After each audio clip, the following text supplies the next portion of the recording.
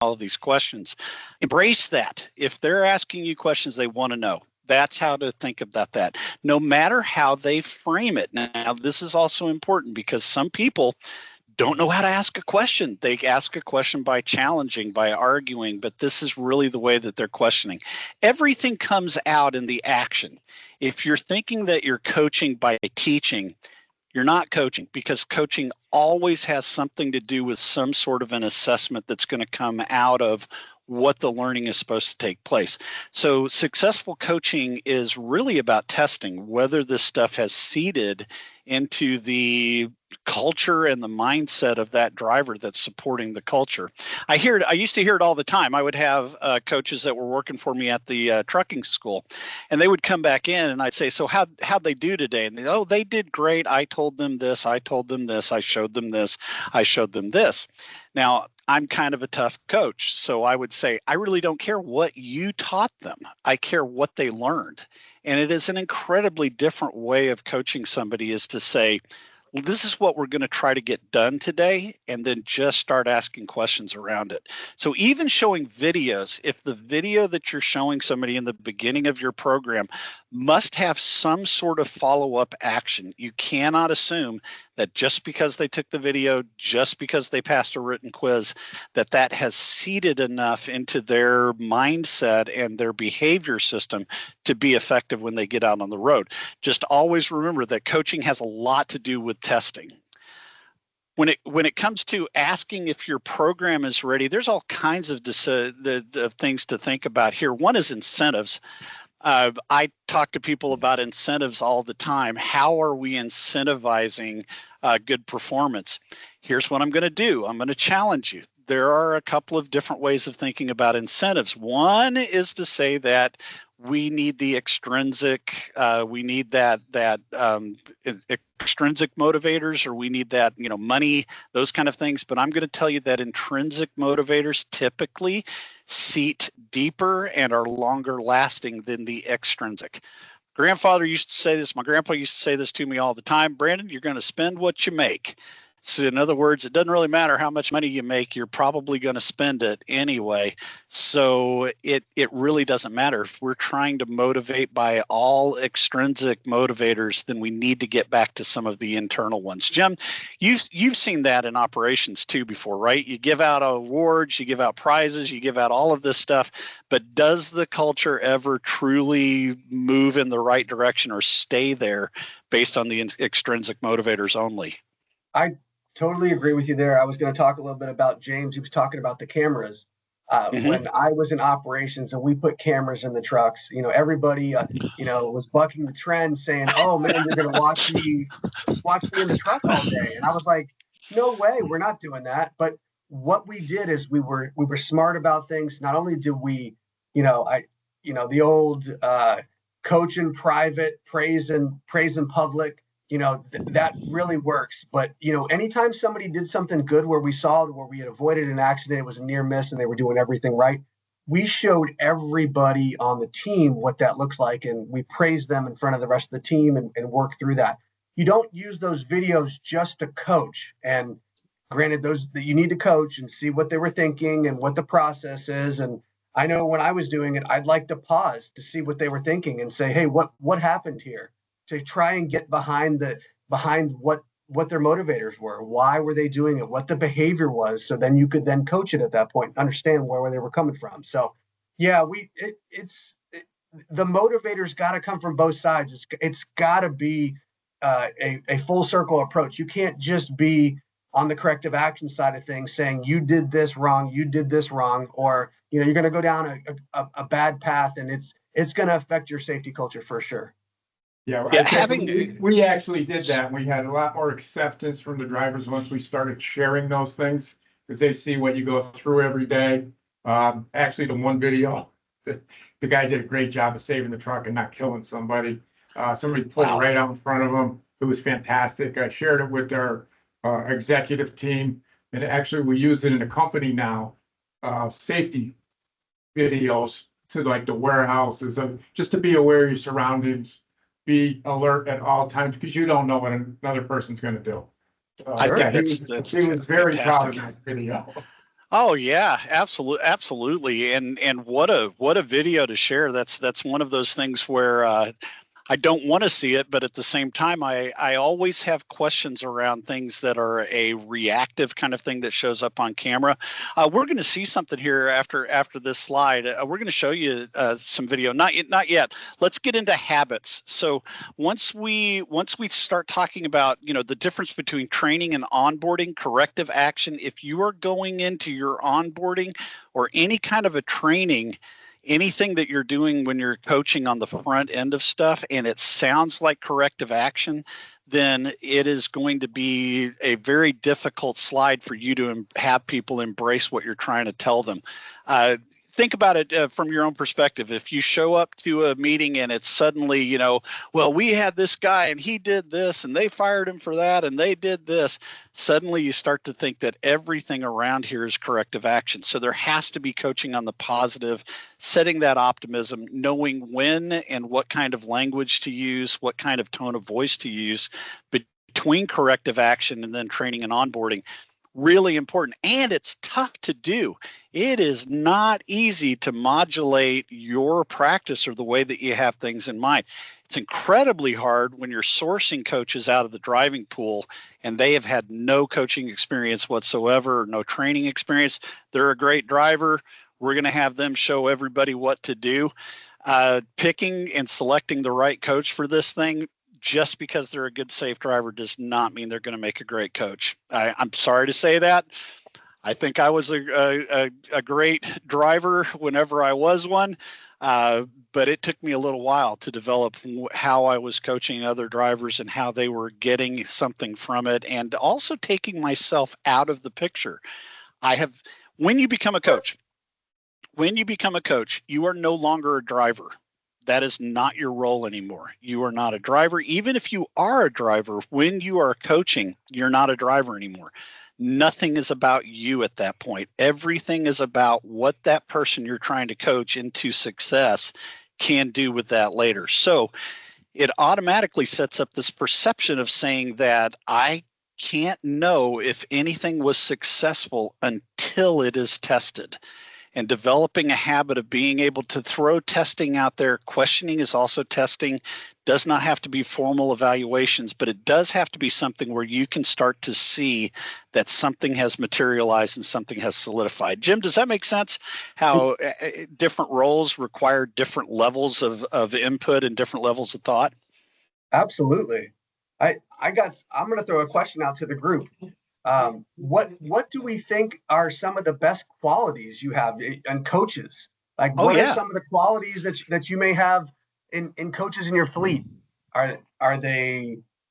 I have a couple, but no, I want to hear from them too. Yeah, I'd like to hear from the group. Is there anything specific on your end? Some coaches in your fleet that are doing well. What are they doing right? What do you look for when you're selecting one? On the screen. What do you look for? What do you look for when you're hiring a coach out of your fleet?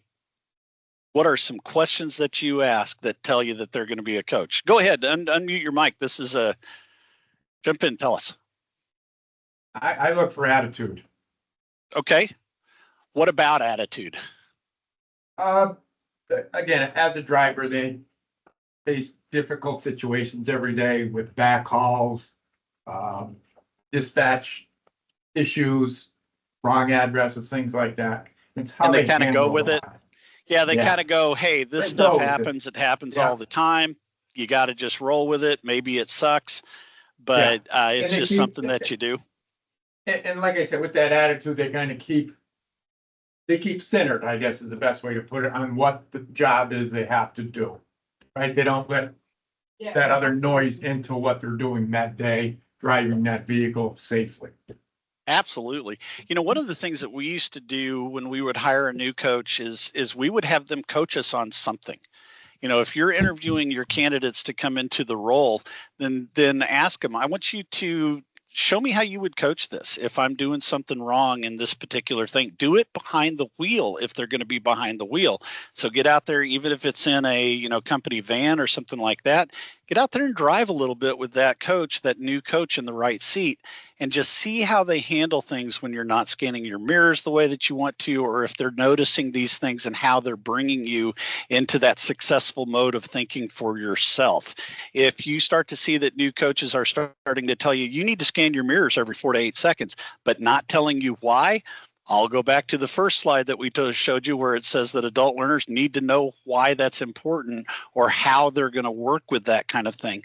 See if you can get into a conversation that's maybe a little bit charged. You know, will you quit telling me what to do right now, and see how they handle those little things as well. So I love it that we can take what their history is, but if you were really trying to interview for the position and find the right kind of coach, this will actually even start their mindset toward, oh yeah, I guess that was a little confrontational. I need to do that a little differently. So I think it's important that you do that. Go ahead. I know what you were getting at is that the habits of highly effective coaches. This is something we did a lot of research on, and I've been researching this actually for many years now of what habits do we typically see. Now there are more. Don't get that this is it. There's a long list, but what we see is that the most effective driving coaches share these 5 habits, and one of them is that they adapt their style. And they are patient. The only 2 things that I am never patient about is if you don't want to be here and you're not trying your best, I have nothing else I can do for you. Have that as an extinguishing thing that you can do. And when you think about it, it just makes sense, right, Jim? I mean, if you don't want to be here, am I going to be able to do anything with you positively if you don't want to be here? Probably not. Probably not. If you're not trying your best, what is the only coaching I can give you? Try harder. Try harder. If you're trying harder, I know you at your best, and that's what I can work with. So otherwise, everything is very adaptable. Everything is very patient, but knowing what that style is that we're using in the moment. The other one is practice professionalism. Jim, we talk about this all the time. You have to talk the talk, walk the walk. You've got to be that person that if anybody walks into the room, they say that person probably knows what they're doing here. So looking the part and being able to play that part.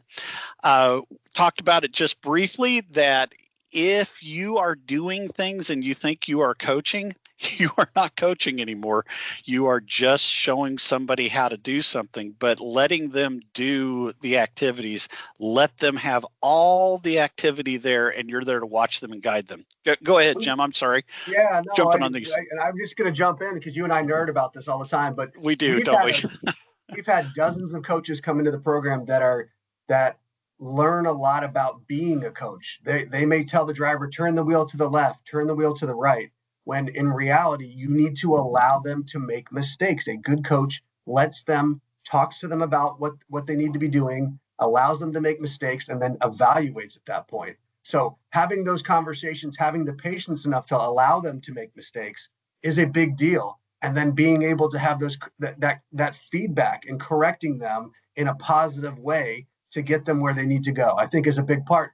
And difficult conversations. We've failed, people on the range, and it's difficult. How are you having that conversation when somebody doesn't make it through a range exercise, or they're not able to maneuver that truck the way to get them to a road test? It's a big deal. It's a tough conversation. As a coach, how do you deliver that? What sort of things go, how are they going to take this? So there's a lot of different aspects when it comes to the coach that you and I talk about. So I just wanted to add that. Thanks. No, there's a level of anxiety there as well in just riding in the right seat with somebody that you've never driven with before. That takes a great amount of, you got to be able to handle a lot of stress. You've got to be able to say, we're okay, we're going to be okay, because otherwise we do really jump into that corrective action, just trying to stave off disaster. You have to have a great deal of trust whenever you're going to let learners do something, and you've got to be right there ahead of them. We say this all the time on road testing. You have to stay ahead of the driver so that you're anticipating even further ahead than they are, so that you can bring them to that level of anticipation where they're matching yours. So really practicing the art of coaching behind the wheel means what could possibly be about to happen here, and how would we handle every one of those situations. And now I have a little bit, few seconds is sometimes all it is, to see how they respond to it, and then be able to come in a calm voice, say, what do you think about this? Or what could this possibly be? Asking very open-ended questions where they complete the thought, and then agreeing with how they complete the thought. Folks, that's coaching. Whenever you are having them complete the thought, that is them putting it in there and then say, yeah, I like that.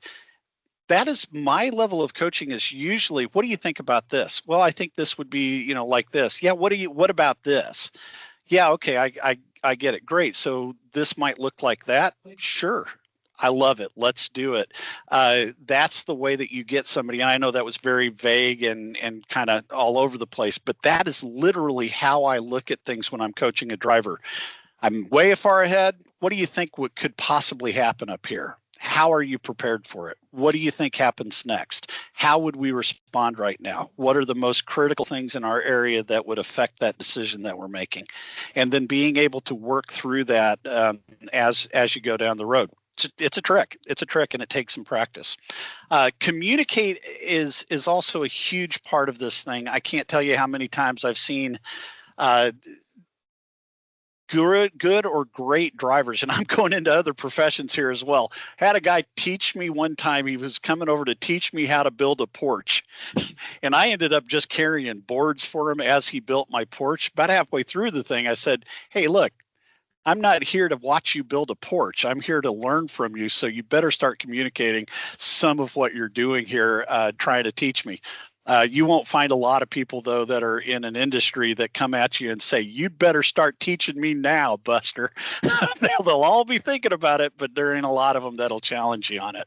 What do you guys think? What do you think of the habits, developing these habits? It does take patience on your part, and it does take effort on your part to be able to put these habits in place and to really be able to solidify them. What do you think of the 5 habits? Are there any other ones that you've seen in your practice, or any other ones that you would think to add to the list? Well, my name is Anthony Griffith. I think I'm one of the only, well, from what I've heard so far, I'm the only one here that does both motor coaches and trucks, but more so in focusing on the buses and the motor coaches, school buses, transit buses, stuff like that. Good to have you here. Thank you. One of the things that I do, especially because I train a bunch of different people from a bunch of different realms. So training school bus drivers is different than training coach drivers, which is different than training transit drivers. But I all put them on a course. I myself have won some rodeos, so I feel that that's one of the best aspects on teaching them the dynamics on how the vehicle is going to move. So or how their behavior is. Think about this too, how their behavior is in tight corners. So if you're looking at a behavior that says, I'm going to force it and fail, rather than saying, this is tight, let's take our time, right? You can also see that on close quarter maneuvering courses. I love that. I love that you put them on that kind of close quarters, truck rodeo kind of thing. Great, keep going. So what do you learn from that?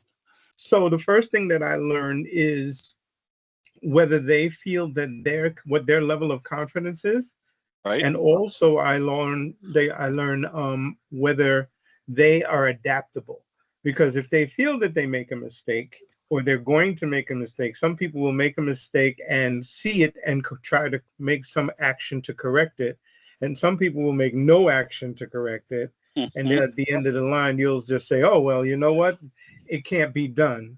And then when you go and do it, it's like, okay, you tried it 3 times, you didn't do X, Y, Z. All right, well, you're saying it can't be done. Let me show you that it can. So I go through it, and it's like, oh, well, you just saw that it can be done. What did I do differently than you did? So now what you have to do is make those adaptations to what I did, and they're like, oh, then the light bulb goes off. When you do this, the thing I would challenge you to try, and I love the way that you put them on this, you get them to figure it out. If they come back to you and they say it can't be done, then you say, let me show you how it's done. What I would want to know is, as they're going through this, if they have a couple of times to run it, let's just say, then the coaching can be, you know what, I saw you try it. I saw you get in trouble here, here, and here. Let's talk about some of the questions we can ask ourselves when we get into that position to see what needs to be done to figure it out. And then give them a blank open slate. Don't compartmentalize them down to just one thing.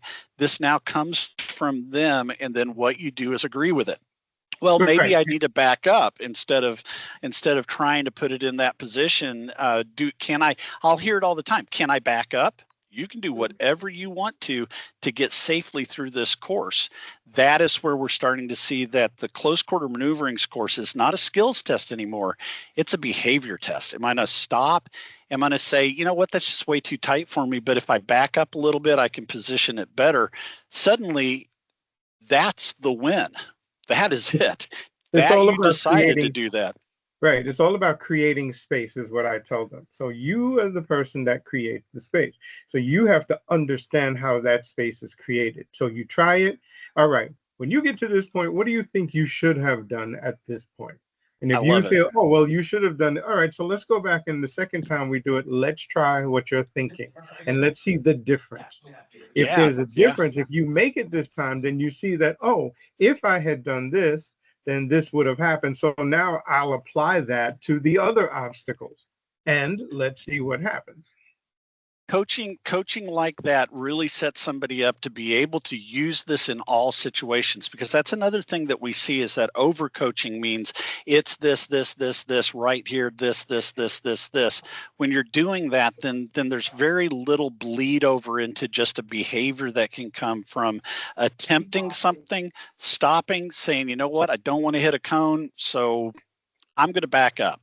And yes, I know that's going to give a point. I know we're going to take a point for that. I know I'm not going to get a perfect score on this thing, but I'm still motivating toward that safe completion of the obstacle course.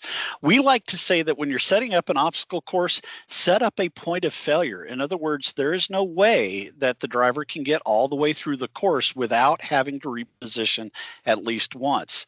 Here's why. Scores are what they are. If your top scores are always 95 to 98% on a 100-point test, then that's where you know the success range is, and that's what you're looking for. But if somebody is shooting for 100, then they are going to have to negotiate giving up a point in order to be safe and do the range clean, and they are going to have to negotiate that while they're in motion. This is very similar behavior to negotiating whether I want to force it and fail, whether I want to get out and look to make sure the area is safe, whether I want to do a vehicle inspection. All of those things are compromises that drivers have to do every single day. And we can see those if we set this up as, I can't make it through there without backing up. I don't want to back up because I know it's going to cost me a point, but I'm going to choose to do that in order to safely navigate the obstacle course, and I'll take the point. Sucks. I hate having to give up a point for this, but I can't make it through this thing without backing up. Guess what? You won just by making a better decision there and just by compromising to safety instead of thinking that you had to be perfect. To reinforce your example, there was a rodeo competition in Atlantic City, and I had a good opportunity. I went next to last. Okay. No one was making it through the offset lane change. No one. Okay. So what I did was I asked the judge, I said, listen, if I can go straight, back up into the other side, and then go straight again. He said, well, you'll lose 10 points for backing up. I said, all right, I'll take it because that's 40 more points than I would have gotten before. But it's a point of recognizing what's the problem. Second thing is recognizing what you can do safely to solve the problem and executing that other maneuver safely. You are coaching to behavior, and I could not celebrate that more if I tried. The coaching to skills is something that I rarely, if ever, want to do with a driver that has a CDL that is out there practicing their craft. Coaching to behavior is where it's all about, guys. There aren't a lot of drivers out there that don't have the skill it takes to get this job done. There are a lot of them that just don't know the rules of the game or don't know how to play it. So whenever we start to think about coaching drivers, if you're coaching to skills, then you need to accept that they have the skills already. You just need to bring it out and increase their timing, their awareness, the questions that they're asking as we go. Looks like Jim has a video keyed up. Here's, Jim, if you don't mind me kind of leading into what we're going to see here, this is a dash cam video that's taken from our Video Protect system. By the way, Video Protect is JJ Keller's camera system, and it's also linked right now with Principles of Defensive Driving. So there is a program that's available. Reach out to us how we can include camera footage in your classroom presentations. How do we use this for coaching narrative driving? How do we use the existing videos that we have to be able to get people looking at things more familiar. So this will be actually, as Jim starts here, I'm going to have him probably pause it pretty quickly, but the first question that I would have if we're looking at this situation comes up, just go ahead and pause it right there. This is where I would be asking questions about what are the potential things that could be happening here. So if we were looking at asking a question, what are some potential things? We're driving 65 miles an hour in the right lane down the interstate, and we have a merge on situation that is blocked by two hedges or shrubs right there, right? So if what we're trying to do is get a driver to start to recognize that the road in front of them, incredibly important, mirrors and what's going on behind them, also incredibly important. But here's what we want to make sure is that we don't end up at the same place that the merging traffic coming out, because my next question is, what do you think they're thinking? If I'm asking the question right now, what do you think these merging cars, and you go ahead and advance it a little bit more. So now we'll see the cars actually come out and start to merge. Right now I'm thinking, am I going to be there at the same time as those cars are there traveling this speed? And I have two choices to make. Can anybody tell me at this point if well, let me ask a couple of questions. One, do you feel that by this video that at 65 miles an hour with this merging traffic onto the interstate, that we will be there at the same time that they are whenever they're trying to merge out onto the interstate? If you think that, yeah, we're going to be there at the same time as they are at this speed, go ahead and raise your hand. Give me a thumbs up that that's what you think. Yep, that's Anthony, did you? Yeah, great. So if you do a thumbs up, I agree. At this speed right now, I think, you know what? I'm going to be there at the same time that they are. This is where I'm going to say, so what are my options? There are only two. If you want to type them in the chat, if you get both of them, I don't know. We don't have giveaways or anything like that on this, do we? Janice, no. You have to get us the giveaways in case anybody... What are our two choices? What are our two choices? A bunch of legs to drop here. So wonderful. One choice? Anybody, one choice? Slow down or merge left. Slow down or merge left. That's it. We've got a courtesy lane change that we can do, or we've got a slow down that we can do. And both of them are fine, except to say that it's going to be important that we look in that left lane as well to see if that limits us to this lane. So let's keep going and let's see what our driver decides to do. We're not slowing down and we're not merging left. At this point, we're kind of in a little bit more of an emergency situation. So let's go ahead and pause it right there. By not slowing down, my takeaway from watching this video is that our driver is thinking right now, well, they're supposed to merge with me. I've got the right of way here. They're supposed to merge with me. That is exactly what, in fact, I would argue with you if you thought that they were thinking something else. Just by their actions here, the behavior that they're demonstrating is that I'm right, you're wrong. I'm not going to slow down for you. Your job is to slow down for me. And they think that they are right and justified in that action. Anybody agree with that? Anybody say that's probably not what it is? If we get into this situation and we have not slowed down and we have not attempted to move over to the left lane, we have the right of way. That's what our driver thinks. Thumbs up if you think that's what they're thinking. Uh-oh. Okay, good. I got at least one. That's enough for me. I believe that's what they're thinking. What are they thinking, the people that are merging onto the highway? What are they thinking besides, oh my gosh, there's a great big truck there? They're thinking, merge onto the highway. That's what I'm supposed to be doing right now. Everybody should be watching me merge and everybody should be paying attention to me. So the question now becomes not right and wrong, because right or wrong does not matter here. What matters is, it doesn't matter who's right or wrong. It matters that I am nowhere near any of them as they're doing this thing. So the question that I typically ask is, why do you want to fight? Why are we fighting? Why are we deciding to run right up into the mosh pit or jump into? Anybody not know what a mosh? If you don't know what a mosh pit is, I'm sorry, but it's where, you know, the rock concert's going on and everybody is fighting in the circle in front of the stage.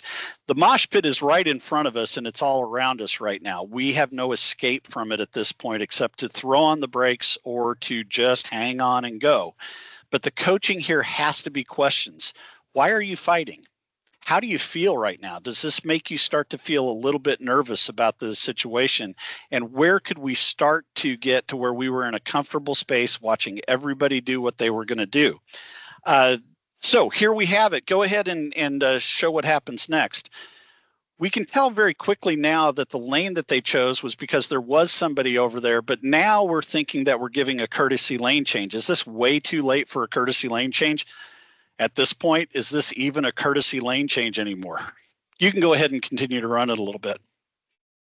So we see that they get over at the last minute. They boxed in this truck right here. You can see that that truck probably was also saying, man, you know, they forced me in behind this wrecker, and now we're in the left lane. We're going to move back over into the right lane, and we survived because there was no accident or no incident there. So as we move over into the right lane, what we can see is that as he does this, here is the result of our action. And what we're actually going to see is that we have encouraged a road rage situation right there. That driver was mad at us because we cut him off, because we did something there. So even though we survived the incident, even though there was no harsh braking incident, there was nothing like that, an incident where we weren't looking further ahead and saying, you know what? Let me just let everybody find their way. But how we ask those questions are going to be really important in real time to give options, to give questions, to get that driver starting to think, and also assessing the behavior. If I'm in the right seat right now with this driver, I'm thinking, man, you love to fight. Why would you want to spend your day just fighting to right the wrongs of other people not knowing what to do? You're not Batman out here. You're a truck driver. Get in your space, get on your island, and let people have their way. You're right. They don't know what they're doing. So why in the world would you want to be right next to somebody when you know they don't know what they're doing? Challenging like that, guys, does that sound harsh? Does that sound unfair, what I'm saying? To me, it just sounds like talking to somebody that you care about and saying, I don't know why you want to fight these people. They don't know why you're fighting them anyway. And let them go have their business. And a lot of times we can affect behavior in a driver just by offering it in that kind of a dichotomy situation. That's my pitch for being a great coach, for having crucial conversations. Jim, I know if they'd like to learn more, we'd love to show you our Principles of Defensive Driving program. We talk about these things. We talk about how to have those crucial conversations, how to have those kind of moments where you feel a little awkward about telling somebody, you know, what are you thinking here? But how to have those kind of moments. So, Jim, I'm going to throw it back to you. Sorry, yeah. You know, I can geek out on this stuff and nerd out all day long watching driver behavior. This might be our favorite topic to talk about. We talk about this stuff a lot, and how to coach coaches and the behaviors behind it. So we could talk for 3 hours about this. We almost like it better than golf and fishing, but yeah. Just barely, right? Yeah, just a little bit. Just a little bit. So, but appreciate everybody's conversation today. I enjoyed the feedback and the conversations. It was great. Today's presentation is sponsored by Safe and Smart Driver Training Program, Principles of Defensive Driving. So if you guys are interested in learning more about it, this is what we do. The architects of the Principles of Defensive Driving Program are right here in front of you. So we'd love to have more conversations with you about this program and why it works for fleets and why people are using it. In fact, we'll actually offer you a free training needs assessment for any interested customers and 10% off any sort of PODD defensive driving contract. So if anybody's interested in having conversations, please reach out to us. Let us know. If you are a JJ Keller customer, which I know some of you already are, reach out to your sales rep and start conversations. We'd be glad to get you on a call to have conversations around it. Just want to say thanks to everybody for joining. We love it that you want to be on these things and talking to a couple of knuckleheads about what they spend most of their time thinking about. That you want to be here is really important to us. Thanks for sharing the word about these programs. If they do you any good, if they can put some different thoughts in your head, then that is what this is all about. And we cannot be happier to be joining with you at this time. Tell them what's up next, Janice. Yeah. Well, I did just drop it in the chat here, and we've got it on the slide. The next topic, September 18th, back to school and training through the driver's eyes. The other thing, there was a request in the chat to add the slide, to make the slides available. And I know when I tried sharing them last time, we kind of ran into some permissions rules. So I added a link, and it's also in the chat, and you can link to it on our page on our website. That way you shouldn't have any problem downloading. Thank you so much. How would we live without you, Janice? Impossible. Hey, I do see one hand, and we've got 3 minutes left. Jim looks like he's got his hand up yet, so I don't know if we want to answer, have time for one more question. Absolutely. Okay. Jim, go ahead and unmute, or if you have your Jim, hand up. do you have a question? I'm good. Thanks. Okay. I know sometimes people are just raising their hand to say, like, agree with Brandon. So but I didn't want to miss you. It was a high five. Hey, I like it. I'll take high fives all day long. Jim, thank you very much. Always the thing I look forward to every single month is this call with you and our audience. Audience, thank you so much for being here. We hope to see you again in September. And I'm Brandon Wooden saying thanks a lot. Thanks for joining us. And I'm Jim Warsdale, and we are signing off. Thank you very much. Thank you, Jim. Vicki, it was good to see you too. You all take care and have a great rest of your week.